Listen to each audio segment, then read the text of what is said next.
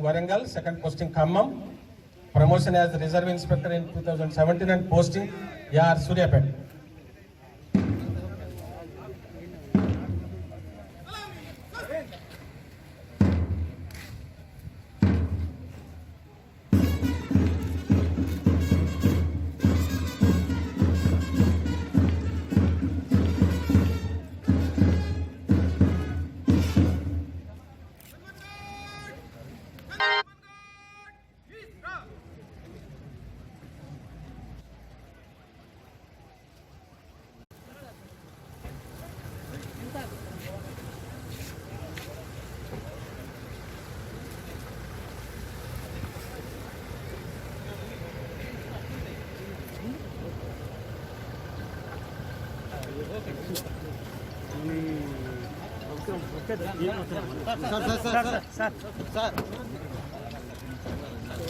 గౌరవనీయులు పెద్దలు మనందరి శ్రేయోభిలాషి రాష్ట్ర తెలంగాణ రాష్ట్ర విద్యుత్ శాఖ వారికి స్వాగతం సుస్వాగతాన్ని తెలియజేస్తున్నాం. అలాగే మరో పెద్దలు రాజ్యసభ సభ్యులు శ్రీ బడుగుల లింగయ్య యాదవ్ గారికి స్వాగతాన్ని తెలియజేస్తున్నాం. అలాగే జిల్లా పరిషత్ చైర్మన్ గారు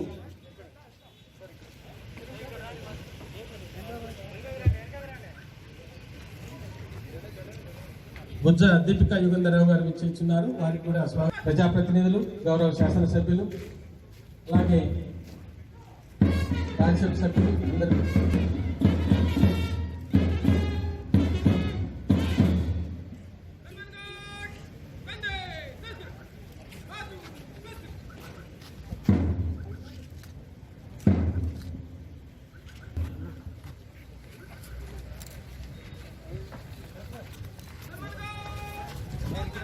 రాజు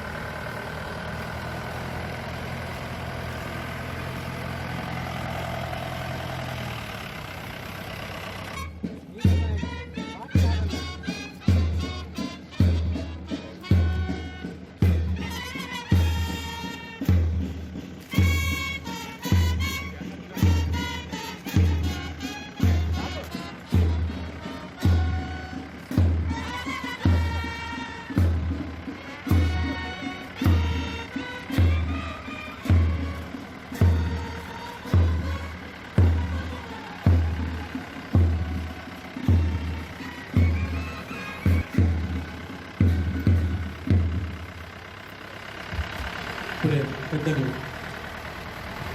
గౌరవంగా స్వీకరించారు.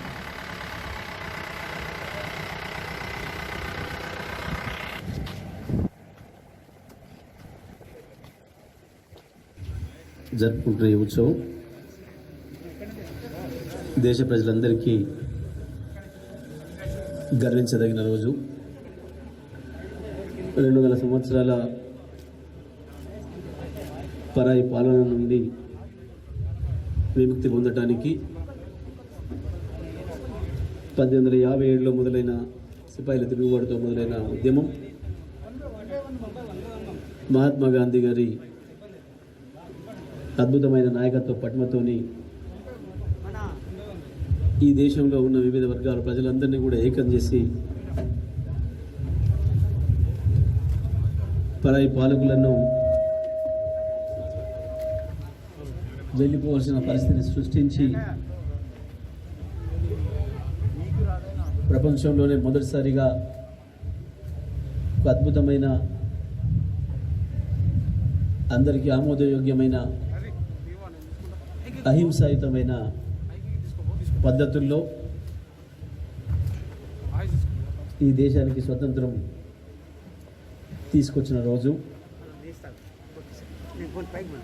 అహింసా పద్ధతుల్లో కూడా తమ లక్ష్యాలు చేరుకోవచ్చని చెప్పి ప్రపంచ ప్రజలకి ఒక సందేశం ఇచ్చిన రోజు. స్వాతంత్రం వచ్చిన తర్వాత మళ్ళీ ఈ దేశంలో అంతకలాలు రాకుండా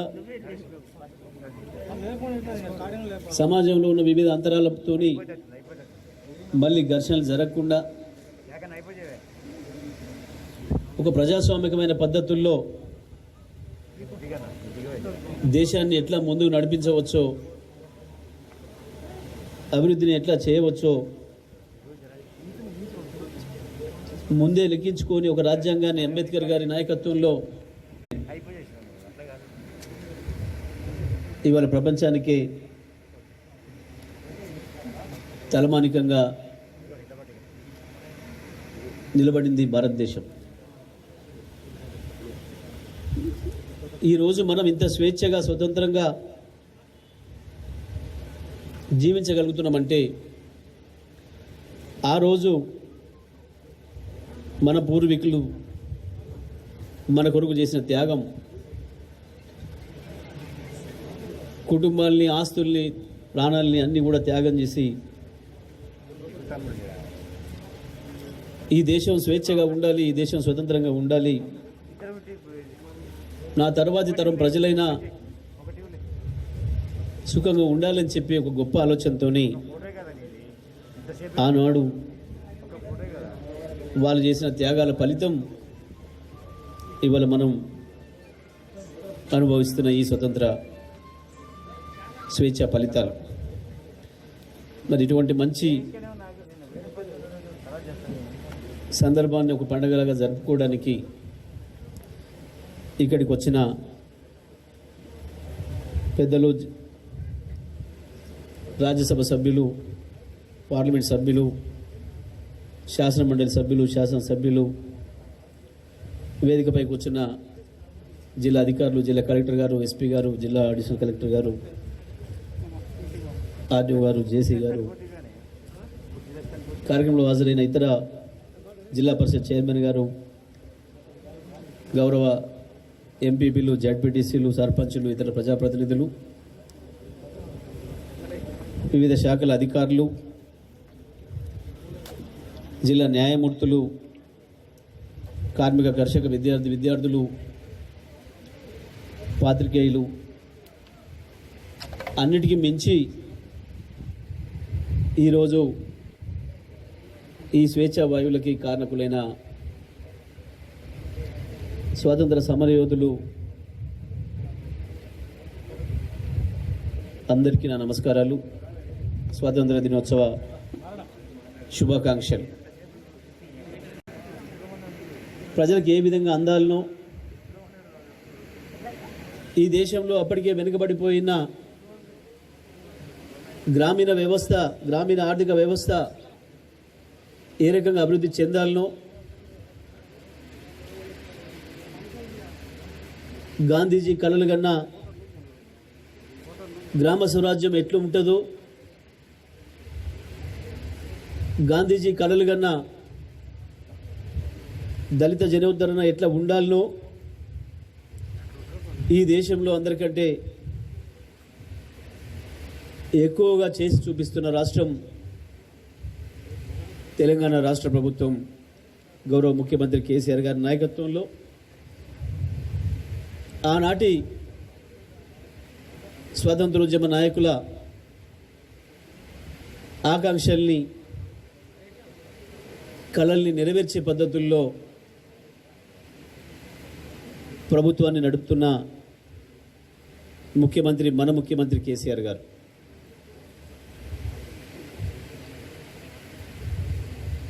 సొంత రాష్ట్రంగా ఉన్న తెలంగాణ దురదృష్టవశాత్తు ఆనాడు ఆంధ్రప్రదేశ్లో కలిసి 60 సంవత్సరాలు వెనుకబడిపోయిన సందర్భంలో తెలంగాణ రాష్ట్రానికి కూడా ఒక ప్రత్యేకమైన పరిపాలనా విభాగం ఉండాలని తెలంగాణ ప్రజలు తమను తాము పరిపాలించుకునే అద్భుతమైన శక్తి సామర్థ్యాలు కలిగి ఉన్నారని, తెలంగాణ రాష్ట్రం సొంతంగా ఏర్పడితే మా వనరులు మేమే తీసుకొని మా పరిపాలన మేము చేసుకుంటే ఈ దేశంలో ఒక గొప్ప ఆదర్శ రాష్ట్రంగా నిలిచే అవకాశం మాకుందని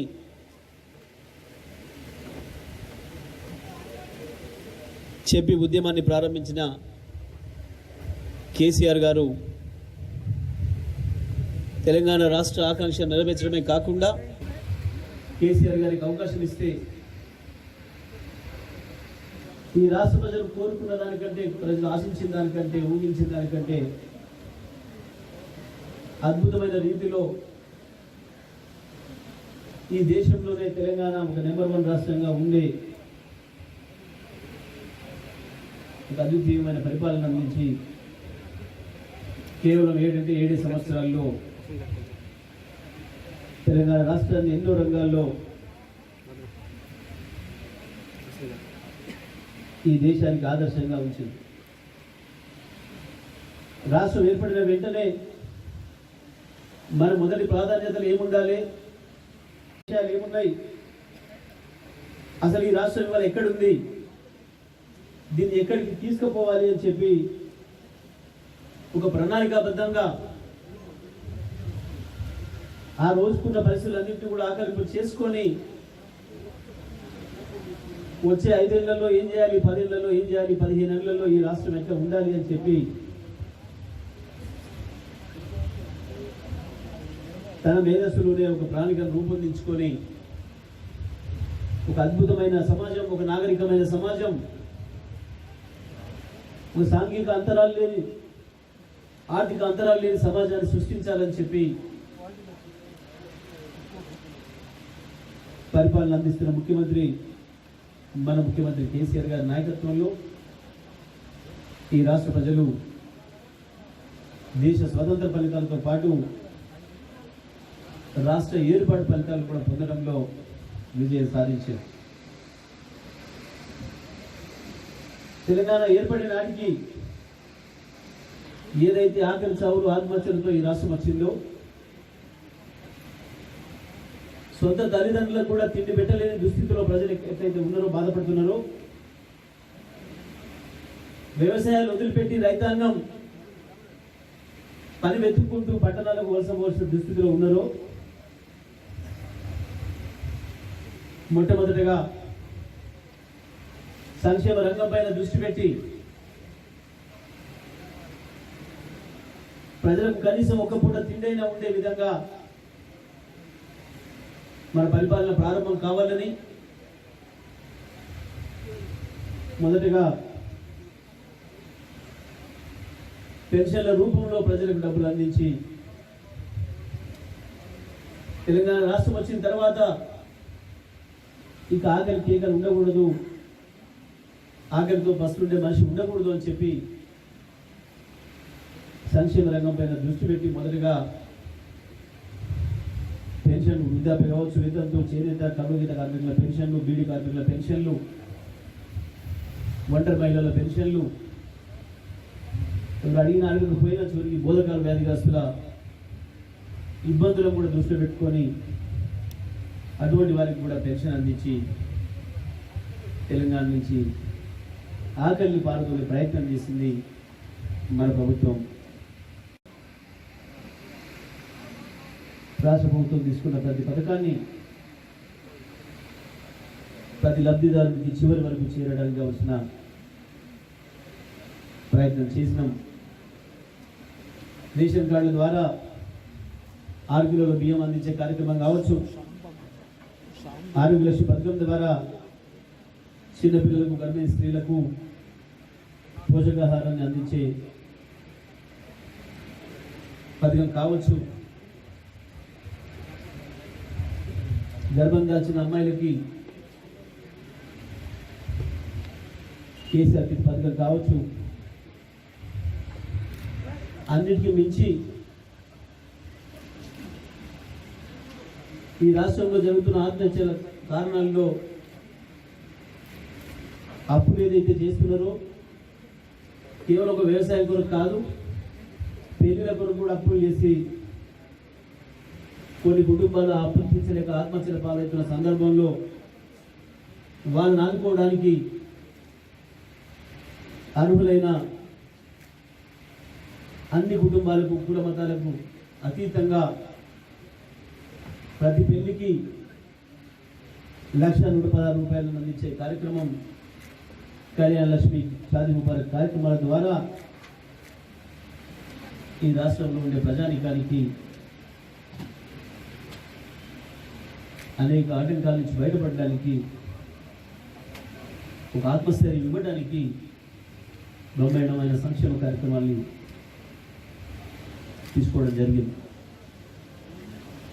అదే సందర్భంలో విద్యుత్తుకు సంబంధించి ఈ రాష్ట్ర ప్రజలు, ఈ రాష్ట్ర రైతాంగం, ఈ రాష్ట్ర పారిశ్రామికవేత్తలు ఏ రకమైన హింసను అనుభవించారో మనకు తెలుసు. ఏ ప్రాంతమైన అభివృద్ధి చెందాలంటే విద్యుత్ ప్రధానమైందని, ఇవాళ విద్యుత్తు మనిషి జీవితంలో అంతర్భాగమైందనే విషయాన్ని గ్రహించిన ముఖ్యమంత్రి గారు ముందుగా విద్యుత్ రంగాన్ని సంస్కరించి కేవలం 6 నెలల్లోనే తెలంగాణ రాష్ట్రంలో విద్యుత్ కోత లేకుండా చేయడమే కాకుండా 3 ఏళ్లలోనే ఈ రాష్ట్ర రైతాంగానికి 24 గంటల ఉచిత విద్యుత్తును అందిస్తూ భారతదేశంలోనే రైతాంగానికి ఉచిత విద్యుత్తును 24 గంటలు ఇచ్చే ఏకైక రాష్ట్రంగా రికార్డు సృష్టించడం ప్రధానమైందని, ఉపాధి కల్పించాలంటే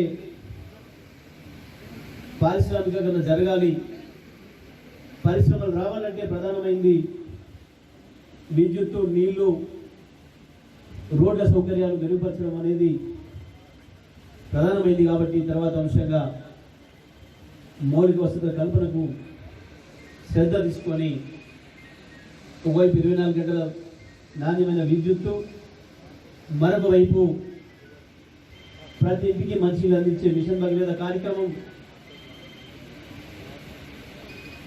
ఇంకొక వైపు రోడ్లు, గ్రామీణ రహదారులు,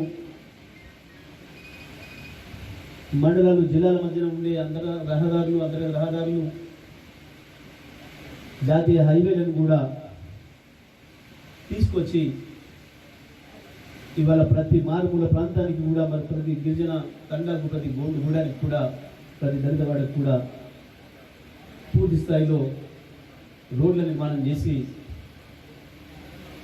మౌలిక వసతులు కూడా పూర్తి స్థాయిలో కల్పించడం జరిగింది.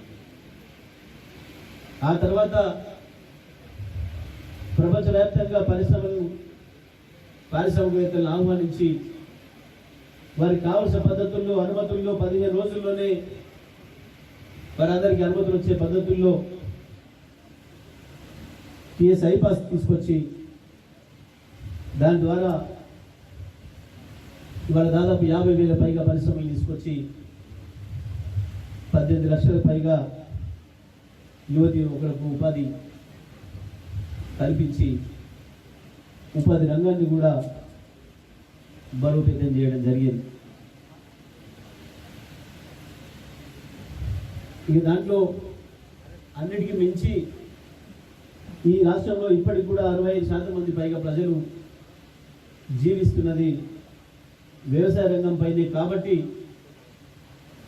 ముందుగా వ్యవసాయ రంగంలో అభివృద్ధి సాధించాలి. అన్నం పెట్టే రైతుకు మనం చేయూతనివ్వాలని చెప్పి గౌరవ ముఖ్యమంత్రి గారు వ్యవసాయ రంగం పైన దృష్టి పెట్టి మొదటగా రైతాంగం అప్రపాలై ఉన్నారు. గతంలో జరిగిన నిర్లక్ష్యం వల్ల రైతాంగం సాగునీళ్ళు లేక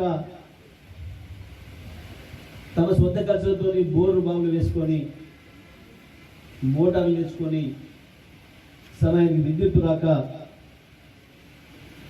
చేసిన పంటలు ఎండిపోయి నాశనం అయితే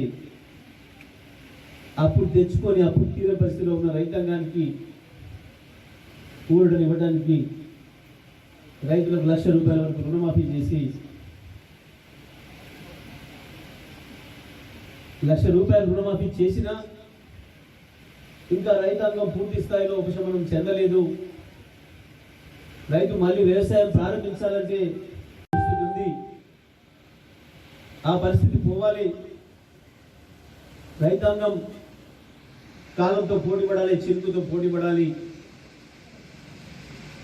చినుకు పడేనాటికే రైతు చేతిలో విత్తనాలు ఎరువులు సిద్ధంగా ఉండాలి అని చెప్పి ప్రభుత్వమే సాయం అందించాలని చెప్పి గౌరవ ముఖ్యమంత్రి గారు వారి స్వయంగా ఆలోచించి రైతుకు పెట్టుబడి మద్దతుగా ఎకరానికి ₹10,000 సంవత్సరానికి ఇచ్చే రైతు బంధు కార్యక్రమాన్ని తీసుకొచ్చి రెండవ విడత కూడా రుణమాఫీకి ప్రజలకు హామీ ఇచ్చి రైతాంగానికి హామీ ఇచ్చి ఇప్పటికీ 2 విడతలుగా రుణమాఫీ చేసి వ్యవసాయాన్ని బ్రతికించడానికి రైతాంగాన్ని ముందు తీసుకుపోవడానికి రైతు వ్యవసాయంపై విశ్వాసం కలిగించడానికి అనేక కార్యక్రమాలు తీసుకోవడం. మిషన్ కాకతీయ ద్వారా చెరువులన్నిటి కూడా బలోపేతం చేస్తూ మిషన్ కాకతీయ పథకాన్ని తీసుకొచ్చి ఈ రాష్ట్రంలో ఉన్న చెరువులన్నిటిని కూడా పునరుద్ధరణ చేయడం జరిగింది. అదేవిధంగా అదృష్టవశాత్తు మనకు వందలాది వేలాది వాగులు ఉన్నాయి. వాగులు వంకల పైన చెక్ డ్యాంల నిర్మాణం చేసి ఎక్కడికక్కడ ప్రకృతి నుంచి మనకు వచ్చిన ఆ నీళ్ళని ఆపాలని రైతాంగానికి ఎక్కడికి వెళ్ళినా నీళ్ళు అందుబాటులో ఉండే పద్ధతుల్లో మనకు ప్రకృతి ఇచ్చిన అవకాశాన్ని వినియోగించుకోవాలని చెప్పి చెక్ డ్యాంల నిర్మాణం కూడా చేసి వేలాది చెక్ డ్యాంల నిర్మాణం చేసి ఇవాళ తెలంగాణ నుంచి కరువును పారదోలి రైతాంగానికి అండగా నిలబడింది మన ప్రభుత్వం. అంతేకాదు తెలంగాణకి 2 నదులు జీవనదులు ఉన్నప్పటికీ కూడా దురదృష్టవశాత్తు మనం ఎత్తు ప్రాంతంలో ఉండడం, నదులు కింది నుంచి ప్రవహించడం, లిఫ్ట్ ఇరిగేషన్ల ద్వారానే మనకు నీళ్లు తీసుకునే అవకాశం ఉంది. కాబట్టి ముఖ్యమంత్రి గారే స్వయంగా ఒక ఇంజనీరింగ్ నిపుణుడిగా ఆలోచన చేసి ఏ ప్రాంతంలో లిఫ్ట్ చేయడం ద్వారా నీళ్లను ఎత్తిపోయడం ద్వారా ఏ భూమికి నీళ్ళు అందించవచ్చు, తక్కువ ఖర్చులో ఎట్లా అందించవచ్చు అని చెప్పి వారే స్వయంగా ఆలోచన చేసి అనేక ప్రాజెక్టులు, లిఫ్ట్ ఇరిగేషన్ ప్రాజెక్టులు పూర్తి చేసి అన్నిటికీ మించి దేశంలోనే కాదు ప్రపంచంలోనే ఒక అద్భుతమైన ప్రాజెక్టు నిర్మాణం కాళేశ్వరం ప్రాజెక్టును తనే శంకుస్థాపన చేసి 3 ఏళ్లలోనే పూర్తి చేసి ప్రారంభం చేసి తెలంగాణ రైతాంగానికి అంకితం చేసి ఇవాళ 40-50 లక్షల ఎకరాల రైతాంగానికి ధైర్యం ఇచ్చి భారతదేశంలోనే తెలంగాణ రాష్ట్రాన్ని వ్యవసాయ ఉత్పత్తుల్లో నెంబర్ 1 రాష్ట్రంగా తీర్చిదిద్దిన ఘనత మన ముఖ్యమంత్రి కేసీఆర్ గారిది. అంతేకాదు వ్యవసాయానికి అవసరమైన, వ్యవసాయానికి అనుబంధమైన గిడ్డంగుల నిర్మాణం అంతకుముందు మనం చూసినాం. ప్రతి సంవత్సరం విత్తనాల కొరకు, ఎరువుల కొరకు రైతాంగం పడుతున్న పాట్లు దీనికి శాశ్వతమైన పరిష్కారం ఉండాలని సీజన్ ప్రారంభం అయ్యే నాటికే విత్తనాలు, ఎరువులు సరిపోయిన నిల్వలు మన దగ్గరే ఉండాలని చెప్పి గోడౌన్ల నిర్మాణం చేసి ఈ రాష్ట్రం వచ్చే నాటికి కేవలం 2.5 లక్షల మెట్రిక్ టన్నుల సామర్థ్యంతో ఉన్న గోదాములను ఇవాళ 24 లక్షల టన్నుల మెట్రిక్ టన్నుల స్థాయికి తీసుకొచ్చి ఎరువులు, విత్తనాల్ని సకాలంలో తెచ్చి ముందుగానే రైతులకు అందుబాటులో ఉంచి రైతాంగానికి ధైర్యం ఇవ్వడంలో మన వ్యవసాయ శాఖ సఫలీకృతమైంది మన ముఖ్యమంత్రి గారి ముందు చూపుతోని. అదేవిధంగా రైతాంగాన్ని సంఘటితం చేయాలి, రైతాంగానికి ప్రపంచంలో కొత్తగా వస్తున్న శాస్త్ర సాంకేతిక పరిజ్ఞానాన్ని అందించాలి,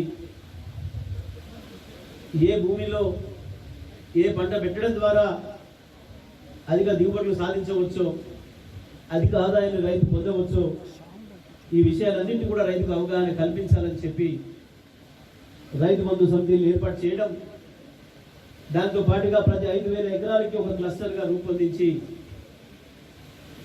ప్రతి 5,000 ఎకరాలకి ఒక వ్యవసాయ విస్తరణాధికారిని కూడా ఏర్పాటు చేసి రైతాంగం అందరూ కూడా ప్రతి వారం ఎక్కడ ఒక చోట కూర్చొని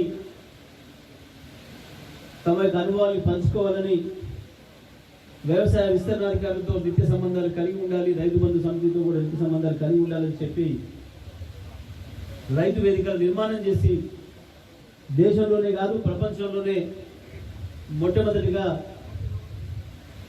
రైతుకు ఒక కేంద్రాన్ని ఏర్పాటు చేసి రైతులు కూర్చొని తమ సమస్యలను తాము చర్చించుకోవడానికి, తమ పరిజ్ఞానాన్ని తాము చర్చించుకోవడానికి, తమ అనుభవాల్ని ఒకరికొకరు పంచుకోవడానికి కావాల్సిన పద్ధతుల్లో అద్భుతమైన రైతు వేదికల నిర్మాణాన్ని కూడా పూర్తి చేసి ఇవాళ రైతాంగానికి సహాయపడడంలో ముఖ్యమంత్రి గారి ఆలోచనలు ఎంతో ప్రగతిశీలంగా వ్యవసాయాన్ని ముందుకు తీసుకుపోతున్న విషయం మనకు తెలుసు. అన్నిటికీ మించి ప్రపంచమంతా ఎదుర్కొన్న అతి పెద్ద సమస్య కరోనా సందర్భంలో వ్యవసాయ ఉత్పత్తులు ఏమైపోతాయని రైతులు భయపడుతున్న సందర్భంలో నేనున్నానని చెప్పి ముఖ్యమంత్రి గారు ప్రతి గ్రామంలో కూడా ధాన్యం కొనుగోలు కేంద్రాలను ఏర్పాటు చేసి రాష్ట్ర రైతాంగానికి ధైర్యం ఇవ్వడంలో విజయం సాధించడం. తెలంగాణ రైతు ఇవాళ కేసీఆర్ ఉండగా మాకేం ఇబ్బంది జరగదు అని చెప్పి ఒక ఆత్మస్థైర్యంతో, గుండె నిబరంతో నిద్రపోయే స్థితికి ఇవాళ ఈ రాష్ట్ర ప్రభుత్వం యొక్క పని విధానం చేరుకుందనే విషయంలో సందేహం లేదు. అదేవిధంగా జిల్లాలో కూడా రైతు వేదికల విషయంలో కావచ్చు,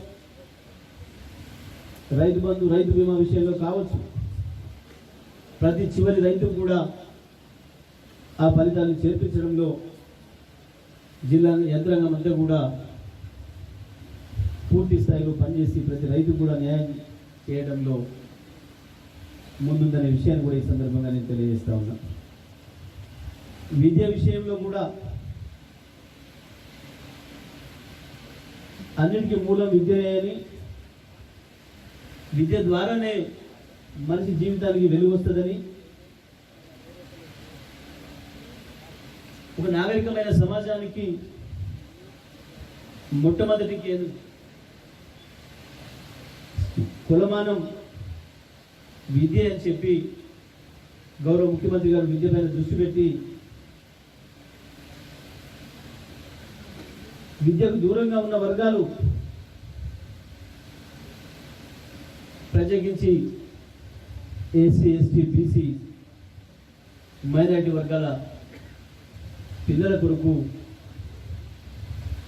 దేశంలో ఎక్కడ లేని విధంగా గురుకుల పాఠశాలను ప్రారంభించి రాష్ట్ర వ్యాప్తంగా దాదాపు 1000 గురుకుల పాఠశాలను కూడా ఏర్పాటు చేసి ఈ జిల్లాలో కూడా 66 గురుకుల పాఠశాలల్ని ఏర్పాటు చేసుకొని మరి ప్రతి విద్యార్థి పైన ₹1,00,000 పైగా ఖర్చు పెట్టి ప్రతి సంవత్సరం కార్పొరేట్ పాఠశాల కళాశాల విద్యను అందించుకోవడంలో మనం సఫలీకృతమైనాం.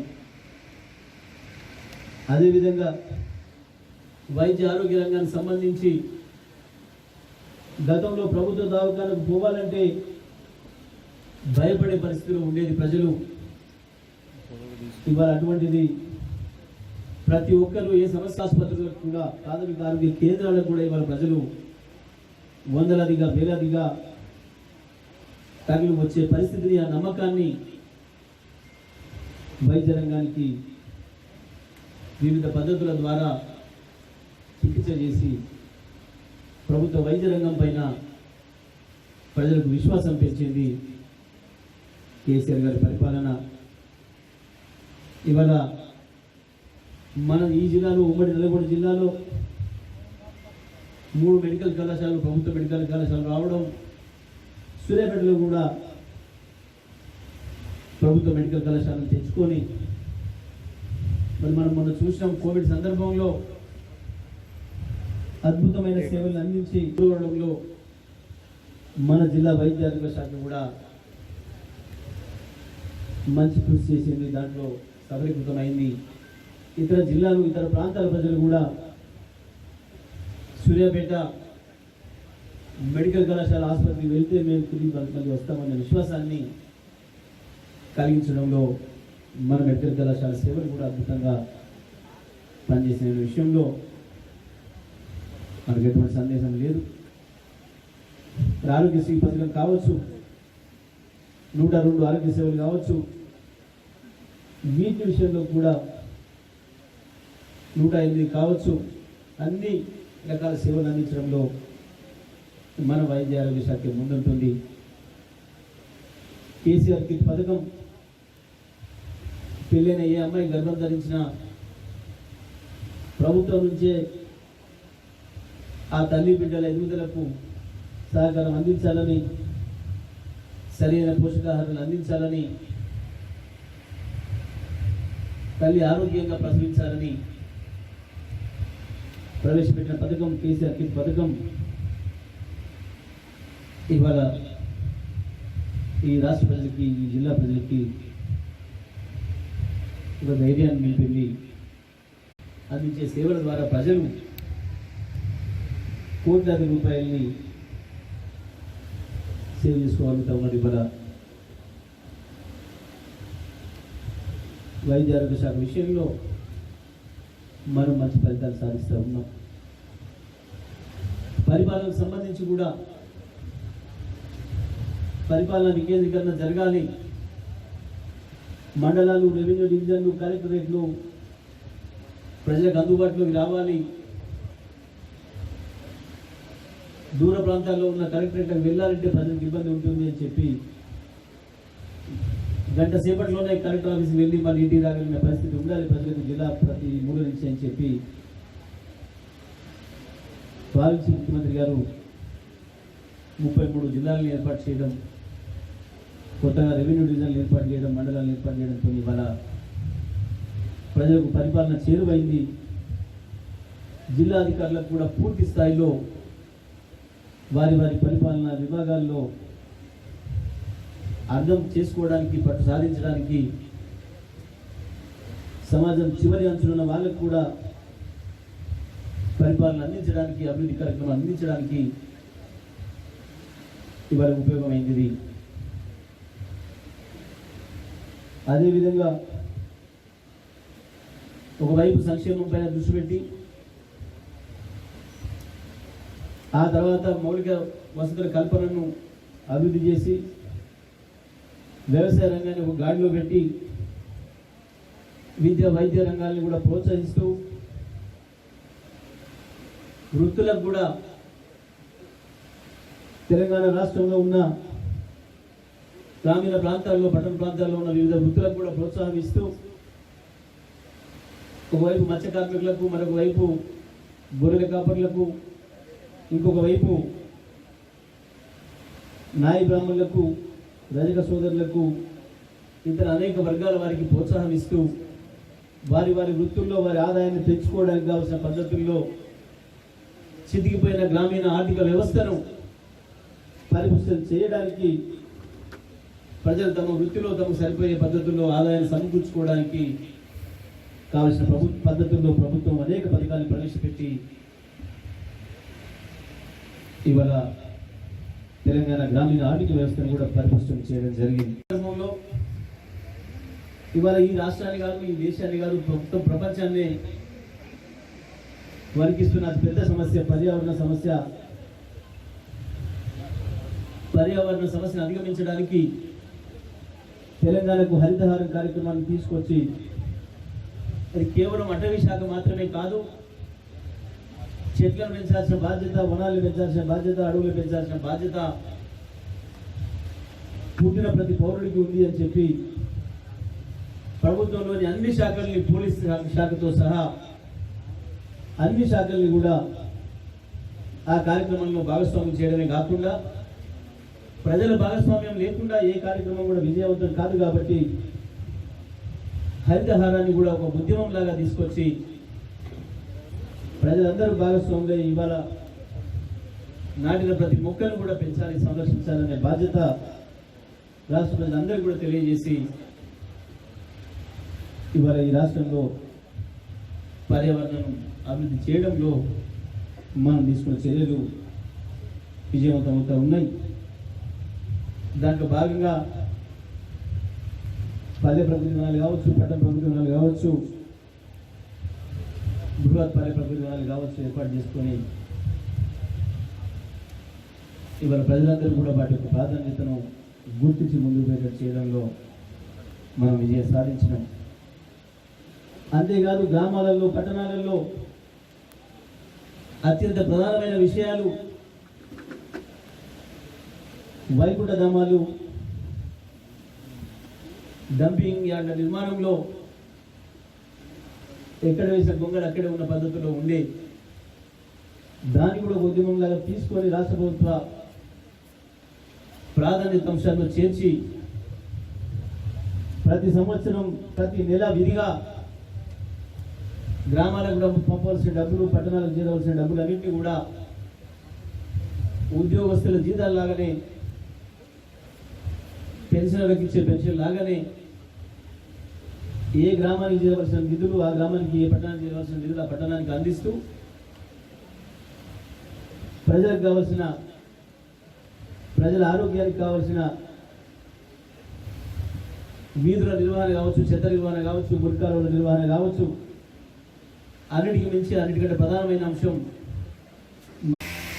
రోడ్డు ప్రమాదాల నివారణ విషయంలో కూడా పోలీస్ శాఖను వినియోగించి ప్రజలకు అవగాహన కల్పించి ఫ్రెండ్లీ పోలీసింగ్ ద్వారా పోలీస్ శాఖ కూడా ఒక శాఖనే, ప్రభుత్వ శాఖలో భాగమే తప్ప పోలీస్ శాఖ దండించేదో శిక్షించేదో కాదు. అది సమాజాన్ని క్రమపద్ధతిలో నడిపించడానికి ఉన్న శాఖల్లో అది కూడా ఒక శాఖ అని చెప్పి ప్రజలకు ఒక విశ్వాసాన్ని ఇచ్చి పోలీసుల పనితీరులో కూడా అనేక మార్పులు తీసుకొచ్చి దేశంలో నెంబర్ 1గా నిలపడంలో మన ప్రభుత్వం తీసుకున్న చర్యలు సఫలీకృతమైనవి. మరి ఇవన్నీ ఒకవైపు అయితే ఈ సమాజం దృష్టి పెట్టవలసిన ప్రధానమైన అంశం దళితుల అభివృద్ధి. వందల వేల సంవత్సరాలుగా అణచివేతకు గురై ఆర్థికంగా, సాంఘికంగా అసమానతలకు గురైన ఆత్మవిశ్వాసంతో ముందుకు పోవాలంటే ఆ వర్గాలకి ఆర్థిక పరిపుష్టి ఇవ్వాల్సిన అవసరం ఉంది అని చెప్పి ఆలోచన చేసిన ముఖ్యమంత్రి గారు దళిత బంధు పథకాన్ని తీసుకొచ్చి ఇవాళ దేశానికి ఒక ఆదర్శంగా ఉండే పద్ధతుల్లో తీసుకురాలేదు. దాని కొరకు చేయవలసిన చర్యలు ఇంకా చాలా ఉన్నాయని చెప్పి ఆలోచన చేసి ముఖ్యమంత్రి గారు స్వయంగా ప్రవేశపెట్టిన పథకం దళిత బంధు పథకం. మరి తప్పకుండా దళిత బంధు పథకాన్ని ఏ ఆటంకాలు లేకుండా ముఖ్యమంత్రి గారే స్వయంగా రూపొందించి ప్రభుత్వం ఒక పథకాన్ని తీసుకున్నప్పుడు రకరకాల రూపాల్లో ఆటంకాలు కలిగించే పద్ధతుల్లో నిబంధనలు పెడతారు. అటువంటి నిబంధనలు అడ్డు రాకుండా ప్రభుత్వం అందించదలుచుకున్న సహాయం, ప్రభుత్వం ఏమైతే ఆశిస్తుందో, ప్రభుత్వం ఏదైతే ఆకాంక్షిస్తుందో దళిత వర్గాలని ముందు తీసుకురావడానికి ఏ రకమైన సహాయం అందించాలి, ఏ రకమైన చేయూతను ఇవ్వాలని చెప్పి ముఖ్యమంత్రి గారు ఆలోచిస్తున్నారు. అది నేరుగా వాళ్ళ లబ్ధిదారులకు చేరడానికి కావాల్సిన పద్ధతుల్లో, ఎటువంటి బ్యాంకులకు సంబంధించిన ఇబ్బందులు కూడా లేకుండా ఉండే పద్ధతుల్లో తట్టి లేపి గుర్తు చేసినట్టుగా మనందరికీ మరొకసారి తెలియజేశారు సార్. Thank you sir. మరి ఈ సందర్భంగా మనవి ఉత్తమ సేవలు అందించిన వారికి రాష్ట్ర ప్రభుత్వ పక్షాన పోలీస్ మెడల్స్, మరి పోలీస్ పథకాలు చెప్పండి. 962 నడిగూడ బిఎస్.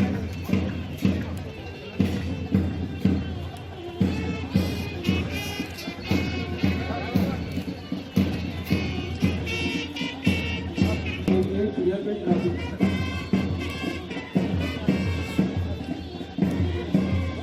వి Srinivasachari 3054 63 years.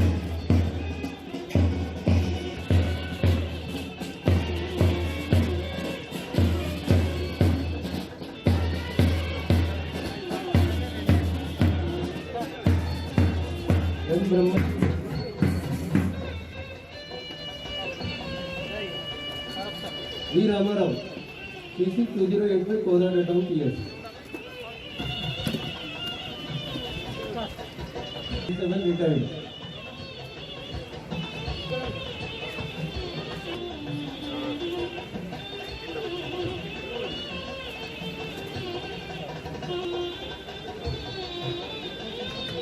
MD Hameed Hussain PC 1986 Nelachuru PS. Madirala PS.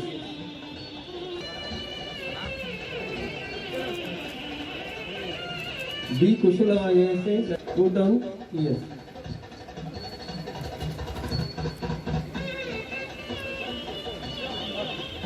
సన్మానం చేసుకున్నటువంటి పెద్దలు బ్రహ్మగారు వెంకన్న గారు, గాలి వెంకటయ్య గారు, కందుకూరి కోటయ్య గారు, పుదుపాటి అజయ్ గారు, సోమ పాండురంగయ్య గారు మరియు ఆ కర్తవ్యంలో ఉన్నాడు తీసుకున్నటువంటి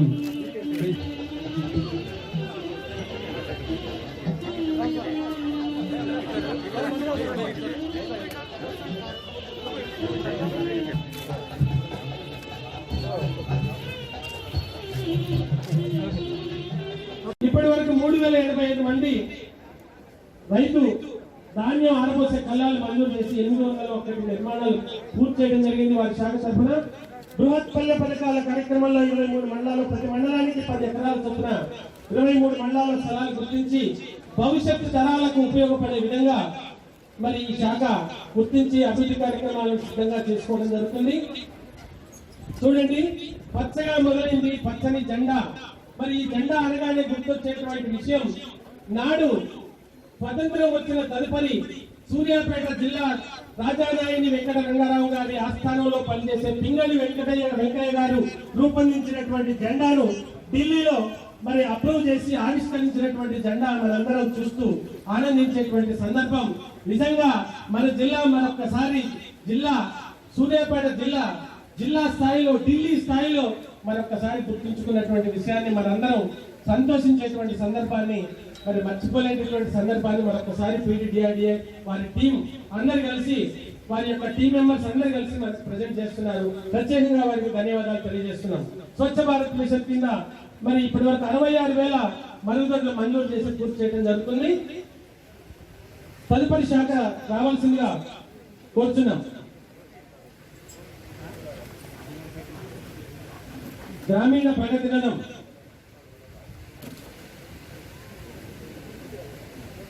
థ్యాంక్ యూ సార్.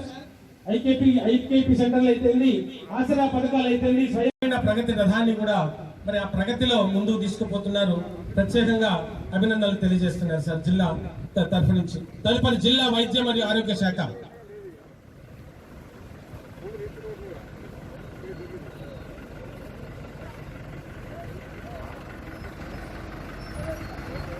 అన్ని రంగాల్లో లాగానే జిల్లా వైద్య మరియు ఆరోగ్య శాఖ సూర్యాపేట వారు కూడా అనందించడం జరిగింది. ఆసరా పెన్షన్ పథకం ద్వారా ఫైలేరియా వ్యాధి గ్రస్తులకు 18,900 మందికి ఒక్కొక్కరికి ప్రతి నెల 2016 చొప్పున బదిలీ చేయడం జరుగుతుంది. 102 వాహనాల ద్వారా గర్భిణీ స్త్రీలను ప్రభుత్వ ఆసుపత్రులకు తీసుకుని వెళ్లి సేవల అనంతరం తిరిగి వారి గృహాల వద్ద వదిలేయడం అనేది ప్రత్యేక కార్యక్రమంగా నిర్వహించడం జరిగింది. అలాగే 104 వాహనాల ద్వారా గ్రామాలలో వైద్య పరీక్షలు కూడా నిర్వహించడం జరుగుతుంది. వైద్య ఆరోగ్య శాఖ ఆధ్వర్యంలోని సూర్యాపేటలో మంత్రి గారు చెప్పినట్టుగా మనకి వైద్య కళాశాల కూడా మంజూరు కావడం జరిగింది. అందరూ కూడా దీన్ని సద్వినియోగం చేసుకోవాలని కోరుకుంటున్నాం. నెక్స్ట్ మిషన్ భగీరథ కార్యక్రమం. మెడికల్ వాళ్ళు త్వరగా మీరు మీ శకటాలతోటి నల్లాల ద్వారా నీటిని అందించే కార్యక్రమాన్ని ప్రతిష్టాత్మకంగా ముఖ్యమంత్రి గారు ఏర్పాటు చేశారు. మన భారతదేశంలోనూ ప్రతి ఇంటికి నల్లాల ద్వారా నీటిని అందించే బృహత్ కార్యక్రమం ఈ మిషన్ భగీరథ. చెప్పకుండా గ్రామాలలో నీటి శుద్ధి ప్లాంట్లను పైప్ లైన్ కార్యక్రమాలు కూడా చేయడం జరిగింది. మొత్తం 3,896 కిలోమీటర్లు మరియు 40 మెయిన్ గ్రిడ్ జల భాండాగారాలు, 829 జల భాండాగారాలు గ్రామాల్లో నిర్మించి వీటి ద్వారా 23 మండలాలలో 860 ఆవాసాలకు 5 మున్సిపాలిటీలకు సురక్షితమైన మంచినీటిని అందించడం జరుగుతుంది. ఎడ్యుకేషన్ డిపార్ట్మెంట్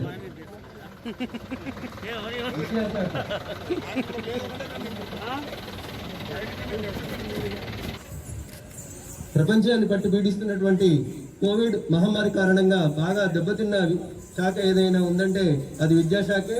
ఈ పరిస్థితుల్లో కూడా భౌతికంగా హాజరు కాని విద్యార్థుల కోసం ఆన్లైన్ పాఠాలను నిర్వహిస్తూ ఎక్కడ కూడా విద్యార్థులను నష్టపోకుండా కార్యక్రమాలను చేపడుతున్నటువంటి విద్యాశాఖ వారికి ప్రత్యేకమైన ధన్యవాదాలు తెలియజేస్తున్నాం. ఎస్సీఆర్టీ మరియు డిడి యాదగిరి విద్యా ఛానల్ డిజిటల్ లెసన్స్ ప్రసారం అవుతున్నాయి. వీటి ద్వారా విద్యాబోధన పెంపొందించడం కోసం హెడ్ మాస్టర్లు, ఎంఈఓలు, సెక్టోరియల్ అధికారులు, డిఈఓలు వీరందరూ కూడా నిరంతర పర్యవేక్షణలో క్లాసులు జరుగుతున్నాయి. వీరికి ప్రత్యేకమైన ధన్యవాదాలు తెలియజేస్తున్నాం. వ్యవసాయ శాఖ మరి ఈ శాఖ కింద ఏర్పాటు చేసినటువంటి రైతు బంధు కింద 10,000 చొప్పున రాష్ట్ర ప్రభుత్వం ప్రతి సంవత్సరం జిల్లాలోని రైతులకి నగదు అందజేస్తుంది. 2,52,655 మంది రైతులకి 3,50,50,00,000 రూపాయల బీమాను చెల్లించడం జరిగింది. రుణమాఫీ కింద 25,000 లోపు 14,600 మంది రైతులకు 18,25,00,000 రూపాయలు రుణమాఫీ చేసి, రెండో విడతలో 50,000 రూపాయల లోపు ఉన్న వాటికి 27,658 మంది రైతులకు 86,96,00,000 రూపాయలు అందజేయడం జరుగుతుంది. ప్రత్యేకంగా రైతులకు ఉపయోగపడే విధంగా రైతు వేదికలు, రైతులకు రుణమాఫీ ప్రత్యేకంగా చేసినటువంటి ప్రతి పథకాన్ని కూడా చూపించబడుతున్నది ఈ అటవీ శాఖ.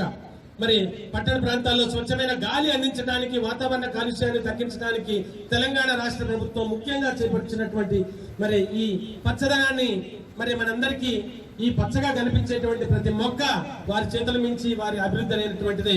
ప్రత్యేకంగా వారికి ధన్యవాదాలు తెలియజేస్తున్నాం. తదుపరి ఉద్యానవన శాఖ గౌరవ ముఖ్యమంత్రి గారి ఆశయం. తదుపరి రెవెన్యూ శకటం. సూర్యాపేట జిల్లా ఏర్పడిన నాటి నుండి నేటి వరకు జిల్లాలో మరి ఇప్పుడే గౌరవ మంత్రివర్యుల వారు చెప్పినట్టుగా పుట్టిన నాటి నుండి మరి ఈ వైకుంఠ ధామాల వరకు ఏర్పాటు చేసిన దాంట్లో భాగంగా పెళ్లితో 20వ కష్టాల పథకాన్ని మరి ఏర్పాటు చేసి ప్రతి ఒక్కరికి 1,16,116 ఇచ్చారు. అదేవిధంగా ఈ శాఖ తరఫున ధరణి రెవెన్యూ భూ సమస్యల సత్వర పరిష్కారానికి గౌరవ ముఖ్యమంత్రి కె. చంద్రశేఖరరావు గారు నవంబర్ 2వ తేదీన రాష్ట్రంలో ధరణి పోర్టల్ ప్రారంభించిన విషయం మీ అందరికీ తెలిసిందే. తహసీల్దార్ కార్యాలయాల్లో రిజిస్ట్రేషన్ మరియు వెంటనే పాస్బుక్ పొందే విధంగా ఏర్పాటు చేసినారు. మీ అందరికీ తెలిసిందే, ఒకప్పుడు ఈ రోజు రిజిస్ట్రేషన్ చేసుకుంటే నెలకు 2 వచ్చేది. జిల్లాలో ఇప్పటివరకు శాఖ ఈ 100% సబ్సిడీతో, అంటే ఎక్కడ చేపలు కావాలి అనుకుంటే ఉచితంగా తీసుకుపోయి ప్రత్యేకంగా తెలంగాణలో హైయెస్ట్ గా చేపల పంపిణీ కార్యక్రమాన్ని మన జగదీష్ రెడ్డి గారి సూచనలతో సహకారాలతో 1,400 చెరువులలో గాను 13.55.98 లక్షల చేపలను పంపిణీ చేయడం జరిగింది. సంయుక్తంగా మత్స్య అభివృద్ధి పథకం కింద మత్స్యకారులకు సహకార సంఘాల సభ్యులకు అగ్ని ప్రమాదాల్లో 7 రెస్క్యూ ఆపరేషన్లు పాల్గొనడం జరిగింది. అగ్ని ప్రమాదాల్లో మొత్తం 3,50,00,000 ఆస్తి రక్షణ చేయడం జరిగింది. రెస్క్యూ ఆపరేషన్ లో 3 ముగ్గురిని ప్రాణాలతో ఇబ్బంది అయిందంటే పశువుని హాస్పిటల్ తీసుకుపోయేది. కానీ ఇవాళ హాస్పిటల్ కి ఫోన్ చేస్తే డాక్టరే టీమ్ తో పాటు వచ్చేసి వాళ్ళందరికీ పశువులన్నిటికీ ట్రీట్మెంట్ చేస్తున్నట్టు జరుగుతున్నది, సేవలు చేయడం జరుగుతుంది. దేశంలోనే మొట్టమొదటిసారిగా తెలంగాణ రాష్ట్రంలో నియోజకవర్గాల వారీగా మరి ఈ టీం ని ఏర్పాటు చేసి మరి సంచార వైద్యశాలను ఏర్పాటు చేయడం జరిగింది. 1962 Jump.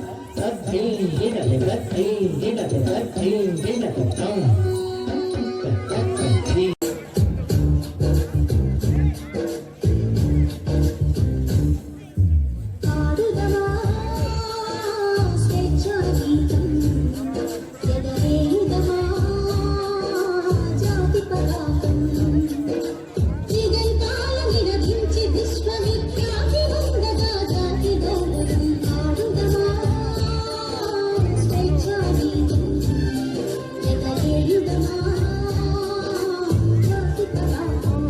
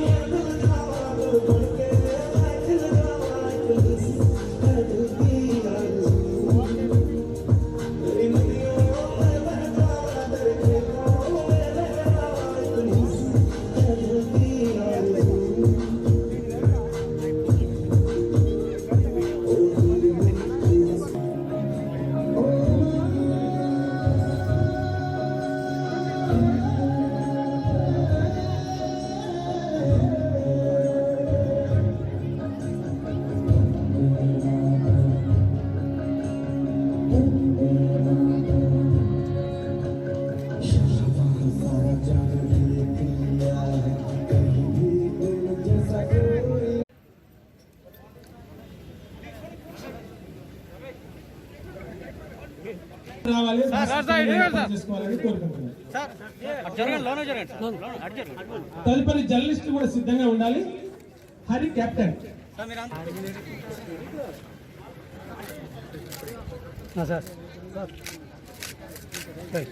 దయచేసి ఆర్డర్ ఉండండి, టైం లేట్ అయింది, రెడీ ఉండండి. యాజ్ పర్ ఆర్డర్ ఉంటుంది, ఇక్కడ చూసుకోండి.